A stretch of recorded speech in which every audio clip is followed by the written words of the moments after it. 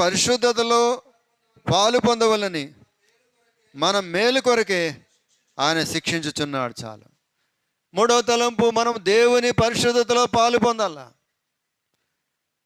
ఆయన పరిశుద్ధుడై ఉన్నాడు కనుక మనము కూడా పరిశుద్ధులకు దినదినము ఏ రూపంలోకి రావాలంటే ఆయన రూపంలోనికి రావాలా. ఆయన రూపంలోనికి, ఆయన మనసు రావాలా, ఆయన గుణం మనకు రావాలా. ఆయన ఏ రీతిగా తండ్రికి ఇష్టమైన కుమారుడిగా ఉన్నాడో మనము కూడా ఆ గుణం మనలోనికి రావాలా, ఆ సుగుణం మనలోనికి రావాలా.